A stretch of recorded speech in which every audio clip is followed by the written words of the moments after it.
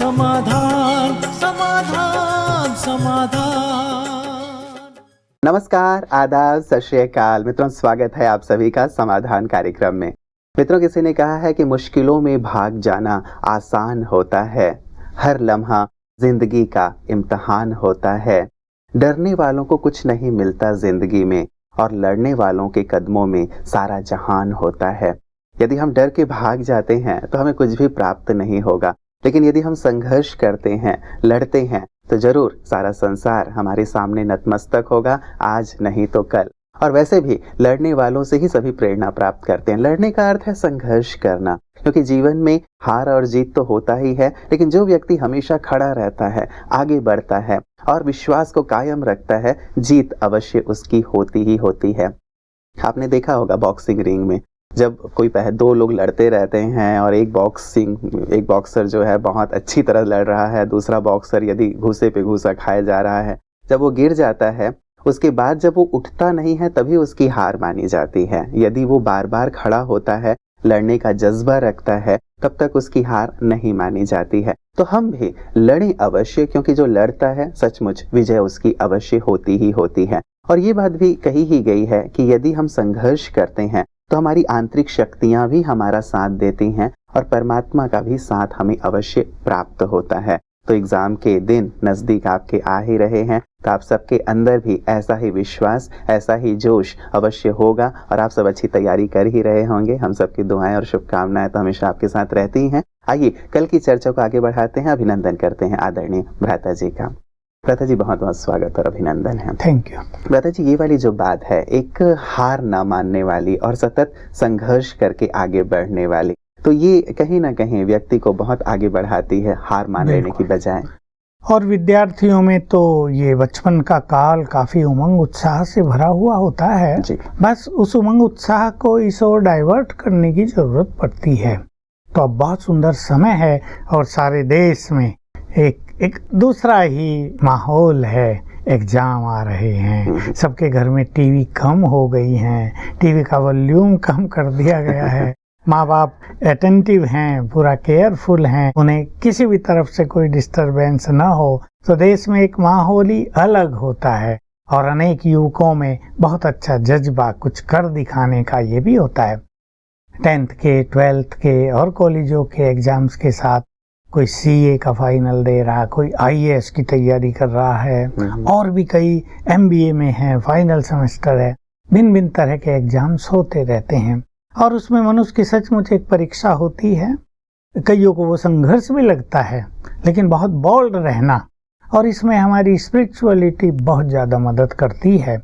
जैसे ही हम ये याद करते हैं कि हम सर्वशक्तिवान की संतान हैं, तो हमें एक विशेष बल आ जाता है। जैसे शेर का बच्चा, वो गीदड़ नहीं हो सकता, उसमें बल रहता ही है। किसी कारण से भी अगर वो अपने को कमजोर महसूस करता हो तो अपने बाप को देखते ही पुनः उसमें वो जागृति आ जाती है। जी। हम भी याद किया करें, हम सर्वशक्तिवान के बच्चे हैं, उसकी संतान हैं। Therefore we are also very powerful। ये फीलिंग हम आप चलते फिरते अपने को देते रहें, इससे हमारा मनोबल बढ़ा चढ़ा रहेगा। साथ में ब्रेन को भी बहुत एफिशिएंट रखना आवश्यक है। हम इस बात की चर्चा करते ही रहते हैं कि कुछ स्टूडेंट्स का ब्रेन थोड़ा वीक और पढ़ाई का प्रेशर ज़्यादा, तो दोनों में एक बैलेंस नहीं रह पाता। तो इससे बच्चों को घबराहट होती है, नर्वसनेस होती है। तो अपने ब्रेन को भी ठीक से रखना चाहिए और इसके लिए एक प्रॉपर डाइट, प्रॉपर स्लीप, घर में दूध है तो दूध पीना, केवल चाय नहीं, चाय से कुछ एनर्जी नहीं मिलती बॉडी को। अगर चाहिए तो दूध पिएं, थोड़ा भोजन भी पौष्टिक हो जाए, छटपटाई नहीं, जो एनर्जी दे, और नींद बहुत अच्छी हो जाए। आजकल क्या होता है कि घर घर में टीवी है। अभी लोग, कईयों को तो 1-2 कमरा होता है घर में, कईयों को तो एक कमरा, उसी में टीवी भी है, लोग टीवी भी देख रहे हैं, बच्चों को उसमें पढ़ना भी है, संघर्ष भी चलता है। वो कहेंगे टीवी बंद करो, वो कहेंगे नहीं हमें देखनी है। तो इसमें बच्चों की नींद पर बुरा असर आ जाता है। तो एक अच्छी साउंड स्लीप ब्रेन को एनर्जी देती है और अपने ब्रेन को निगेटिविटी से भी मुक्त रखना चाहिए। क्योंकि जितने निगेटिव थॉट्स ब्रेन में चलते हैं, जितनी थॉट्स की स्पीड ज्यादा होती है, मन भी वीक, ब्रेन भी वीक पड़ता है, और फिर ये पढ़ाई में अनेक तरह की बाधाएं आती हैं। आपने कहा व्रता जी नींद पर्याप्त लें, लेकिन ज्यादातर जैसे अभी हमारी परीक्षा की बात हो रही है, जब परीक्षा के दिन आते हैं तो बच्चों को बहुत कुछ रिवाइज करना होता है, लोड बहुत होता है, तो ऐसे में वो देर रात तक पढ़ते हैं और फिर जल्दी भी उनको उठना होता है, तो यहाँ फिर क्या सजेस्ट हाँ, इसमें मेरा सजेशन ये है कि एग्जाम के समय नींद को बहुत काटेंगे नहीं। कई बच्चे 4 घंटे ही सोते हैं, मान लो कल पेपर है, आज इतने पढ़ रहे कि 4 घंटे ही सोए हैं, तो क्या होता है फिर मनुष्य को एक विशेष समय पर थकान फील होने लगती है, ब्रेन भी थका थका रहेगा, और फिर जो उसने याद किया है ना वो पूरा याद नहीं आएगा और लिखने में मिस्टेक ज्यादा होंगी। इसलिए कुछ भी हो, बच्चों को 6 घंटे नींद एग्जाम के दिनों में अवश्य करनी चाहिए। 7 हो तो बहुत अच्छा है, पहले भले ही वो कटें, लेकिन एग्जाम के दिनों में नहीं। अन्यथा देखते, हम लोग भी देखते हैं ना, कभी हमारी नींद कम हुई हो और हम ईश्वरीय महावाक्य सुनने गए हों तो मजा ही नहीं आता। तो अगर हमें आनंद ही नहीं आ रहा होगा, हमारा मन फ्रेश ही नहीं होगा, ब्रेन बिल्कुल चुस्त दुरुस्त नहीं फील कर रहा है, तो वो जो हमने मेहनत की है बहुत ज्यादा, उसकी कोई वैल्यू नहीं रह जाएगी। इसलिए मैंने कहा 6 घंटे तो अवश्य। अगर आपको 7 बजे पेपर देने जाना है और 6 पौने 6 आपको उठ के तैयार होना है, तो आप इस अनुसार लक्ष्य बना ले कि 11 बजे आप सो ही जाएं और फिर उठें, तो जितना याद किया वो याद रहेगा और एंजॉय करें। वो रिवाइज ही नहीं हो पाया है तो मन में रहता है कि क्यों ना एक बार सारा रिवाइज कर ही लिया जाए, उसके बाद या तो सोया जाए या फिर सुबह उठ के भी उसको पूरा कम से कम कंप्लीट कर लिया जाए, क्योंकि एक डर रहता है कि कहीं वहां से आ गया और मैंने रिवाइज नहीं की है तो क्या होगा। ये होता है, पर अगर हम अपनी बुद्धि में बहुत अच्छा संतुलन बनाए रखें तो जो चीज हमने 2-4 बार पढ़ ली थी, रिवाइज कर ली थी, वो समय पर हमें अवश्य याद आ जाएंगी। ये भी हमें संकल्प रखना ही चाहिए। और जो मैंने एक अभ्यास बताया था, एग्जाम से पहले पुनः अभ्यास कर लें, मैं आत्मा स्वराज्य अधिकारी हूँ, मन बुद्धि की मालिक हूँ। अब अपनी बुद्धि को कहें, हे मेरी बुद्धि, जो मैंने पढ़ा है अब परीक्षा के समय तो सब इमर्ज कर दे, और 3 बार ये याद कर लें, मैं मास्टर सर्वशक्तिवान हूँ, सफलता मेरा जन्म सिद्ध अधिकार है। और जो बच्चे राजयोग करते हैं वो बाबा का आह्वान कर लें, आ जाओ बाबा मेरे साथ आ जाओ, अब मुझे मदद करना, मेरा हर आंसर परफेक्ट हो। ऐसे अपने को फ्रेश करेंगे। ज्यादा रटते रहना उसका कोई ज्यादा महत्व नहीं हो। बुद्धि ग्रहण कर ले, इस ढंग से हम पढ़ें तो भले ही हमने बार बार रिवाइज न भी किया हो, समय पर वो सब याद आ जाएगा। बिल्कुल बिल्कुल।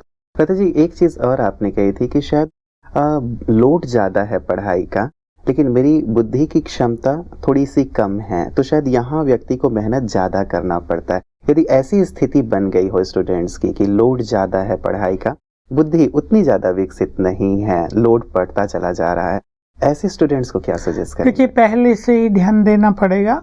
हर बच्चे को उसके माता पिता को ये पता रहता है मेरा बच्चा 2nd क्लास का है या 3rd क्लास का, केवल पास मार्क्स लाने वाला है, या इसके बहुत अच्छे मार्क्स आते हैं। कभी कभी ऐसा भी होता है 8वीं क्लास तक बहुत सुंदर मार्क्स आए, 10वीं तक भी बहुत अच्छे आ गए, 11वीं में आते ही सब डाउन होने लगा। इसके तो भिन्न भिन्न कारण जो हमने गिनाए वो सब रहते ही हैं। फिर भी हर एक अपनी बुद्धि के लेवल को ध्यान में रखते हुए थोड़ा पहले से तैयारी प्रारंभ कर दे। 15 दिन पहले से नहीं, कम से कम 2-3 मास पहले से तैयारी अच्छी करने लगे तो बुद्धि जो 2nd क्लास लेवल की है वो भी बहुत चीजों को ग्रहण कर ले और कम से कम गुड 2nd तो उनकी आ ही जाए। बिल्कुल, मतलब ये अभ्यास भी करके वो इसका लाभ प्राप्त कर सकते हैं। प्रता जी, मैं कुछ मेल्स आए हैं उनकी ओर आपको लिए चलता हूँ। ये पहला एकता गोयल जी हैं, पानीपत से, कहती हैं कि I work really hard but I don't perform well in exams, why this is happening with me.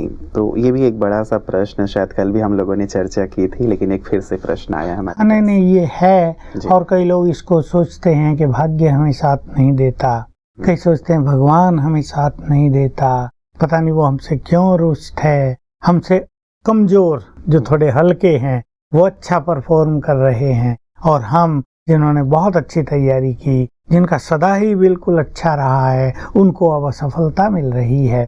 तो कुछ कहीं ना कहीं गड़बड़ तो होती है जरूर। मैं इसमें कहूँगा कि पूरा ही समय, आधा घंटा सवेरे आधा घंटा शाम को, जरा राजयोग का मेडिटेशन करके अपने चित्त को शांत किया करें। जब हमारा चित्त शांत हो जाता है तो हमारी बुद्धि परफेक्टली वर्क करने लगती है।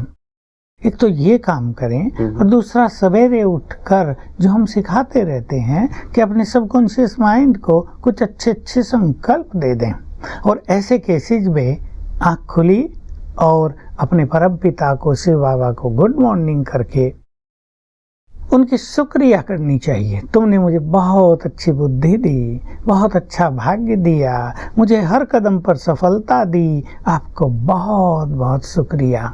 और फिर मैं बहुत भाग्यवान हूँ, मैं बहुत बुद्धिमान हूँ, सफलता तो मेरा जन्मसिद्ध अधिकार है, स्वयं भगवान मेरे साथ है, मुझे सब कुछ अच्छा होगा, मुझे सफलता मिलेगी, अब मेरा परफॉर्मेंस बहुत सुंदर होगा, मेरी एक्सपेक्टेशन से भी अच्छा होगा। रोज 3-3 बार ये संकल्प करें तो कहीं भी जो ब्लॉकेज हो गया है वो ओपन अप हो जाएगा और इनका सब कुछ अच्छा होने लगेगा। जी चलिए, इनको भी बहुत उम्मीद तो होगी भ्राता जी कि इस बार इनकी परफॉर्मेंस बहुत अच्छी हो, तो निश्चित रूप से एक हमारी भी शुभकामनाएं हैं कि इस बार सचमुच बहुत अच्छी परफॉर्मेंस हो। भ्राता जी ने जो स्पिरिचुअल प्रैक्टिस दी है उसका जरूर आप अभ्यास कीजिएगा।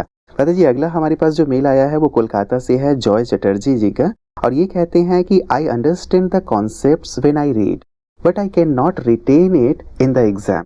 फिर से वही बात है, सब कुछ समझा है लेकिन मतलब ये क्या है ऐसा, वो समझ वाली बात नहीं आती। भ्राता जी सब कुछ समझ रहे हैं, मेहनत भी अच्छी हो रही है, एकता ने भी यही बात कही थी, और फिर से जॉय ये बात कह रहे हैं कि वहां मैं रिटेन नहीं कर पाता। हाँ, या तो इन लोगों में वहाँ नर्वसनेस आ जाती है, या कुछ ऐसा प्रेशर अपने पर ये डाल देते हैं कि वो चीज भूलने लगती है और वो चीज क्लियर नहीं हो पाती। क्या ऐसा तो नहीं भ्राता जी कि क्वेश्चन ज्यादा है, समय कम है, तो इस हड़बड़ाहट में कई बच्चे नर्वस होते हैं। जो हायर कंपटीशन देते हैं, आईएएस वालों की भी यही होती है कि भाई 400 क्वेश्चंस हैं और इतना समय है, 3 घंटे मुझे करना है, तो पहले क्या करूं, ये पहले पढ़ लूं या पहले आंसर देता चलूं। इस घबराहट में कई लोग बहुत गड़बड़ कर देते हैं। तो इस चीज की बहुत आवश्यकता होती है कि एग्जाम के समय में, मान लो 7 बजे एग्जाम शुरू हो रहा है और 7 बजे आप वहां पहुंच गए, तो 7 से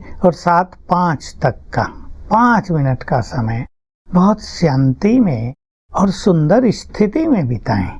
कई लोग उसमें ही घबरा जाते हैं।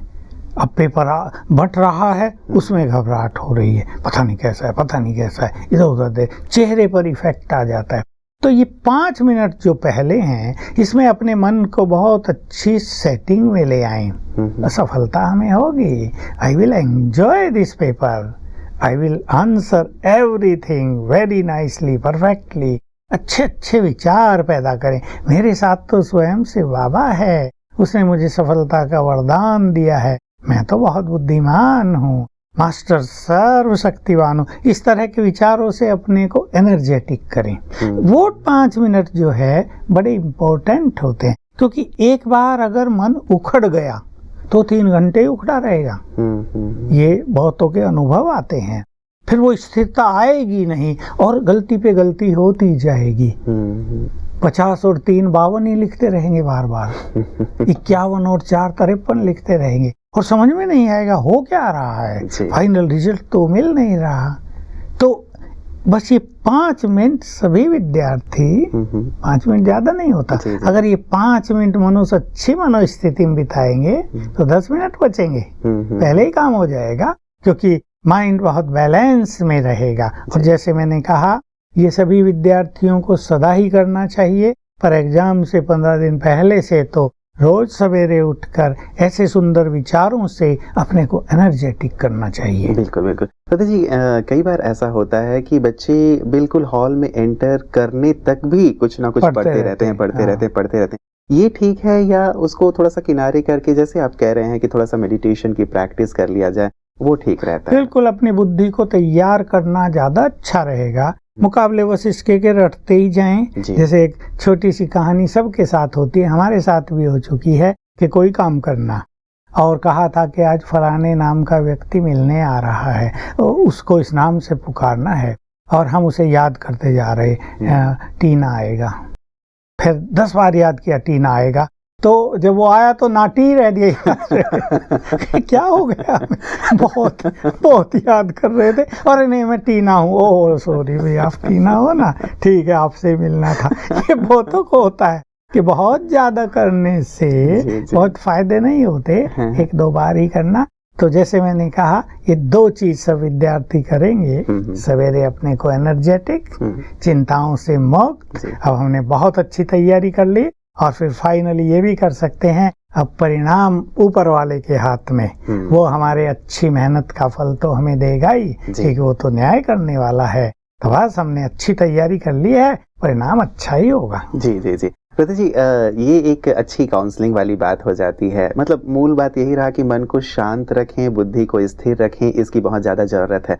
कई स्कूल्स में, कॉलेजेस में काउंसलिंग भी दी जाती है बच्चों को इससे एग्जाम से पहले। क्या ब्रह्मा कुमारीज में भी ऐसा कुछ है प्रति जी? आप बता रहे हैं, बड़ा अच्छा लग रहा है कि यदि बच्चों को थोड़ा पहले से 1 मास 2 मास से या वर्ष के प्रारंभ से ही कुछ ऐसी चीज टेक्निक सिखा दी जाए तो उन्हें ये फियर वाली चीज रहेगी। देखिए जब हमारे यहाँ बच्चों के शिविर लगते हैं तभी वो सिखाते हैं, लेकिन वो एग्जाम से पहले नहीं होते, वो एग्जाम के बाद लगते हैं, और उन्हें अच्छी अच्छी बातें यहाँ सिखाई जाती हैं, और बहुत अच्छे बच्चे जो उन चीजों को फॉलो कर लेते हैं काफी अच्छा परिणाम लाते हैं। एक चीज मुझे और याद आ रही है कि मान लो कल मैथमेटिक्स का पेपर है या इंग्लिश का पेपर है, और वो विद्यार्थी इंग्लिश या मैथमेटिक्स में कमजोर है, तो पहले से ही उसने एक मेंटेलिटी बनाई हुई है, मैथमेटिक्स में कमजोर हूँ, पता नहीं क्या होगा, पता नहीं 2-3 क्वेश्चन भी मैं हल कर पाऊंगा या नहीं, पास मार्क्स भी आएंगे या नहीं। ये नहीं करना है। अब क्या करना है, सवेरे उठते ही 7 बार याद करेंगे, मैं मास्टर सर्वशक्तिवान हूँ, बुद्धिमान हूँ, मैथमेटिक्स में होशियार हूँ, मैथमेटिक्स मेरा इंटरेस्टिंग सब्जेक्ट है, या इंग्लिश जिस सब्जेक्ट में उन्होंने कमजोर, हाँ कर लिया ना, अपने सबकॉन्शियस माइंड में समा दिया है, भाई मैं तो इंग्लिश में बड़ा पुअर हूँ, नो, इंग्लिश मेरी बहुत अच्छी है, मुझे इंग्लिश पढ़ने में बहुत रुचि है, अरे ये तो मेरी अपनी लैंग्वेज बन गई है, अब ये तो मेरे लिए बिल्कुल इजी हो गई है। सवेरे उठ के 7 दिन भी करेंगे ना, तो ब्रेन की वो शक्तियाँ जो उस फील्ड में काम नहीं कर रही हैं काम करने लगेंगी, और उस फील्ड में भी बच्चे होशियार होंगे। वैसे सदा के लिए ही मैं ये बच्चों को सिखाना चाहता हूँ कि अपने सबकॉन्शियस माइंड में जो बच्चे ये भर लेते हैं कि ये सब्जेक्ट में मैं बहुत कमजोर हूँ, और मेरे 4 सब्जेक्ट अच्छे, पर मैथमेटिक्स देखते ही डर लगता है, वो इसको चेंज करें, और जो मैंने बताया उसका अभ्यास करेंगे तो ब्रेन में ये सब शक्तियां हैं, वो जिस ब्लॉक हो गई हैं, या हमने इस तरह के विचार कर करके उनको ब्लॉक कर दिया है, तो वो ओपन हो जाएंगी, और उस सब्जेक्ट में भी हम काफी अच्छे हो जाएंगे। ये बहुत गहरी बात आपने बता दी ब्रता जी, क्योंकि शायद ये होता ही है, हर एक के साथ होता है। बचपन से मान लीजिए मैं किसी सब्जेक्ट में कमजोर हूँ, पुअर हूँ, तो मैं बोलता भी रहता हूँ कि ये सब्जेक्ट पुअर है या रुचि नहीं है, और मन में तो ये रहता ही है। तो ब्रता जी विशेष करके मानसिक रूप से तो हम ये परिवर्तन लाए ही, क्या बोल के माध्यम से भी कई बार हम बोलते भी रहते हैं कि भाई इसमें मैं कमजोर हूँ, तो इसको भी चेंज किया जाए। मैं कह रहा हूँ कि माँ बाप भी बोलते रहते हैं हमारा बच्चा बाकी सब चीजों में बहुत अच्छा, बस इंग्लिश में कच्चा है, अभी इसको इंग्लिश मीडियम में भेज नहीं सकते, ये पता नहीं इंग्लिश में फेल ना हो जाए, तो वो और भी कहेंगे। अब वो खुद भी अब स्वीकार कर होके दिखा देता है स्वीकार कर लेता है कि भाई ये सब्जेक्ट मेरा कमजोर है। तो जैसे मैंने कहा मैं मास्टर सर्वशक्तिवान हूँ, इससे शक्तियाँ जागृत हो गई, फिर मैं बुद्धिमान हूँ, अब वो शक्तियाँ बुद्धि को अफेक्ट करने लगी, और मैं मैथमेटिक्स में बहुत होशियार हूँ, मुझे इसमें बहुत रुचि है, मैं इस सब्जेक्ट को बहुत एंजॉय करती हूँ। ऐसे सुंदर सुंदर विचार करें तो बुद्धि जो जागृत हो गई थी और एनर्जेटिक हो गई थी, अब वो जो उसका केंद्र है जो मैथमेटिक्स के लिए तैयार है वो खुलने लगेगा, उसमें इंटरेस्ट पैदा होने लगेगा, और मैथमेटिक्स की जो बड़ी बड़ी प्रॉब्लम सोल्व नहीं होती, भारी लगती है, देखते लगता ओ ये क्या है, वो सब इजी लगने लगेगी। जी जी जी। दादा जी, एक मेरा फ्रेंड था, आपकी बात से मुझे याद आया, तो वो केमिस्ट्री में बहुत ही कमज़ोर था, तो उसको लोग बोला भी करते थे बड़ा कमज़ोर है। एक बार उनके माता-पिता ने भी शायद उसकी मरम्मत कर दी इसी बात को लेके कि तू सब में ठीक है, इसमें ही ये। तो उसने ऐसे वो एक टर्निंग पॉइंट था उसके लिए कि जब माँ ने या पिताजी ने उसकी थोड़ी-सी पिटाई कर दी और कुछ कड़े शब्द बोल दिए, तो उसने वहाँ से एक पॉइंट ली कि मुझे एक चैलेंज के रूप में इस केमिस्ट्री को लेना है और मैं इसमें बेस्ट करके दिखाऊंगा। और ब्रदर जी, अगले ही वर्ष उसने केमिस्ट्री में सबसे ज्यादा मार्क्स हम लोगों की क्लास में लिए। तो क्या इसे एक चैलेंज के रूप में भी लिया जा सकता है? बहुत अच्छी बात है कि हम उस हार को स्वीकार न कर लें और उसे एक चैलेंज के रूप में मान लें कि ठीक है, मैं मैथमेटिक्स में कमजोर हूँ ना, सब यही समझते हैं ना, अब मुझे कुछ करके दिखाना है। तो निश्चित रूप से वो सोई हुई शक्तियाँ जागृत हो जाएंगी, क्योंकि ये बहुत ही सूक्ष्म चीज है। जब हम मन बना लेते हैं, जब हमारे मन में एक विशेष उमंग पैदा हो जाती है, एक टारगेट हो जाता है, अच्छा मेरे मैथमेटिक्स में 50 नंबर आते हैं, अब के मुझे 80 ला के ही दिखाने हैं, तो ब्रेन की शक्तियां एक साथ एकजुट होकर हमें उस लक्ष्य तक पहुंचाने में लग जाती हैं। ये बड़ी सूक्ष्म गति है, इसलिए बहुत ही स्ट्रांगली लक्ष्य बनाना, हार न मानना, आगे बढ़ते रहना, ये सभी स्टूडेंट्स के लिए परम आवश्यक है। बिल्कुल। और पेरेंट्स या फिर बड़े या फिर साथी भी इस बात का थोड़ा ध्यान रखें कि यदि कोई कमजोर है तो उसे उस विषय की बार बार याद दिलाते रहें कि तो इसमें कमजोर है, कमजोर है, कमजोर है। बल्कि ये कहना चाहिए कि बेटा तुम केमिस्ट्री तो बहुत सिंपल सब्जेक्ट है, इसमें थोड़ी सी और मेहनत करो, जरा ध्यान दो, घबराओ नहीं इससे, तुम इसमें बहुत होशियार हो जाओगे, तुम्हारे बहुत अच्छे नंबर आएंगे। उमंग दिलाएं। टीचर्स का भी ये काम है। हम जब 9th क्लास में ही आए थे तो फिजिक्स केमिस्ट्री हमारी चालू हुई थी, उन दिनों अलग अलग सब्जेक्ट हो जाते थे दोनों, तो हमारे जो टीचर थे फिजिक्स और केमिस्ट्री के, वो हमारी हर क्वेश्चन जो हम आंसर लिखते थे उस पर हाउ ब्यूटीफुल, फेयर, फाइन, बहुत अच्छा, वेरी गुड, हमें उमंग बढ़ता गया और वो सब्जेक्ट जो कोई पढ़े नहीं थे उससे पहले बहुत अच्छे हमें लगने लगे। तो टीचर्स को भी उमंग दिलाना चाहिए, माँ बाप को भी उमंग दिलाना चाहिए, और बच्चों में निराशा आ जाती है क्योंकि उनके सामने कंपैरिजन होता है, एक कंपटीशन भी चलता रहता है, कहीं ना कहीं वो फेलियर जैसी स्थिति में भी रहते हैं, लेकिन उन्हें उमंग दिलाएंगे तो उनकी ये ब्रेन की शक्तियां जागृत रहेंगी। बिल्कुल। पता जी, एक मेल और आया है आकांक्षा गुरासिया का सूरत से। ये कहती हैं, when I am studying I always doubt whether I would be able to remember all this and reproduce all this in the exam. How to overcome this? ये भी एक बड़ी चीज है कि मैं भूल ना जाऊं, याद आएगा या नहीं आएगा, वही वाली बात इनके साथ। इसमें मैं बच्चों को एक बात कहूंगा कि कई बच्चों में एक मेंटलिटी बन गई है रटने की। जी। अभी ये टीचर्स का भी कर्तव्य है कि वो केवल रटाएं नहीं, अंडरस्टैंड कराएं, उसका मीनिंग बताएं, क्या कहा जा रहा है। तो अगर बच्चे उसको समझने लगेंगे, रटेंगे नहीं केवल, जरूर मेरी बात सब समझ रहे होंगे, समझने लगेंगे, तो उनके लिए वो चीज इंटरेस्ट की बन जाएगी और बिल्कुल इजी हो जाएगी। यही काम इनको करना है कि उस चीज को समझें, वो पढ़ क्या रही है, उसका असली मीनिंग क्या है। रटने की कोशिश न करें, शब्दों पे ध्यान न दें, उसको समझें। समझने के बाद अगर रटेंगे तो वो अधिक समय तक याद रहेगा। इसलिए ये घबराएं नहीं अब। और ये जो इनके मन में एक डाउटफुल फीलिंग रहने लगी है, ये बच्चों के लिए सबसे खतरनाक होती है। और संसार में भी कई मनुष्य ऐसे होते ही हैं, वो अपने में भी डाउट करते रहते हैं और दूसरों में भी बहुत डाउट करते रहते हैं। तो इन्हें अपने कॉन्फिडेंस को बढ़ाने के लिए पुनः मैं वही याद दिलाऊंगा कि सवेरे उठकर सोते समय भी और जब पढ़ें तब भी 3 बार ही कम याद जरूर करें, मैं मास्टर सर्वशक्तिवान हूँ, सफलता मूर्त हूँ, स्वराज्य अधिकारी हूँ, मैं जो पढ़ूंगी मेरी बुद्धि सब ग्रहण कर लेगी, मेरे पास बहुत सुंदर बुद्धि है, मुझे विवेक शक्ति प्राप्त है, ये भगवान का वरदान मेरे साथ है। तो ऐसे अच्छे अच्छे विचार करें तो इनका डाउट खत्म होगा, इनमें आत्मविश्वास बढ़ेगा और तब ये पाएंगे कि सब कुछ ठीक ठाक चल रहा है।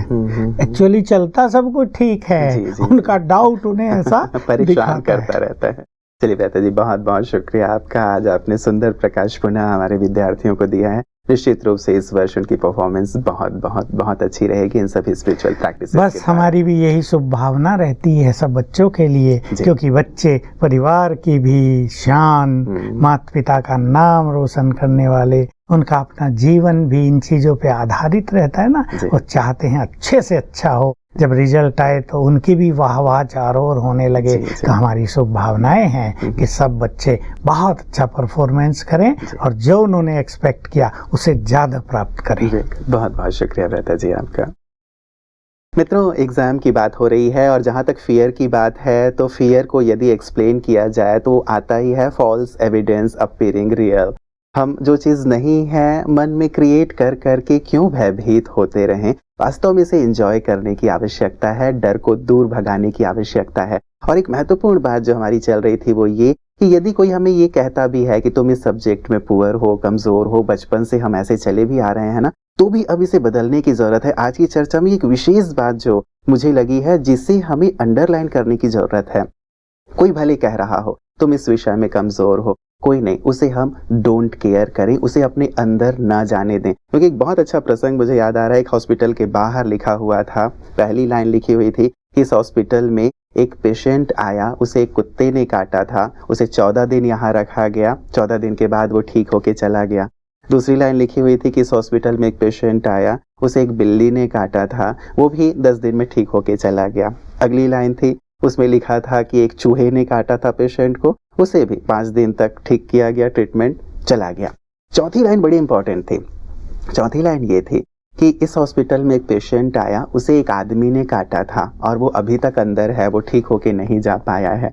तो आदमी मुंह से नहीं काटता लेकिन अपने बोल से काटता रहता है। ये कहता रहता है कि नहीं तुमसे नहीं होगा, तुम तो पुअर हो, तुम तो कमज़ोर हो, तुम नहीं जीत पाओगे, तुम सफल नहीं हो पाओगे, तुम्हारी इतनी परसेंटेज आ ही नहीं सकती। ये सारी जो नेगेटिव बाइटिंग है ना, ये व्यक्ति देता रहता है, हमारे अंदर डालता रहता है ताकि हमारी परफॉर्मेंस कमज़ोर हो जाए। पता नहीं लोगों को क्या मिलता है, लेकिन यदि कोई ऐसा कर भी रहा है आपके आसपास, इसे अपने अंदर, अपने चित्त में, अपने मन में ना लें, लेकिन एक सुंदर विश्वास के साथ ईश्वर मेरे साथ है और मैं अपना बेस्ट अवश्य करूंगा। तो कोई शाबाशी दे या ना दे, रोज ना अपना पीठ खुद ऐसे थपथपा लिया कीजिए कि शाबाश तुम बहुत अच्छे हो, तुम बहुत ग्रेट हो, तुम बहुत महान हो और तुम्हें बहुत अच्छा करना है और तुम करोगे। देखिएगा, इन विचारों से और राज्यों के सुंदर अभ्यास से निश्चित रूप से इस वर्ष आपने जो लक्ष्य बनाया है उसे आप अवश्य प्राप्त करेंगे। पूरे समाधान परिवार की ओर से, पूरे ब्रह्मा कुमारी परिवार की ओर से हमारी ढेर सारी शुभकामनाएं कि आप अपने लक्ष्य को प्राप्त करें और आपके चेहरे के साथ साथ आपके परिवार, आपके टीचर्स के चेहरे पे भी खुशी झलके और आप हमें अंत में, साल के अंत में रिजल्ट आने के बाद मिठाई अवश्य भेजें। अपना ख्याल रखिएगा। पुनः कल आपसे मुलाकात होगी। नमस्कार।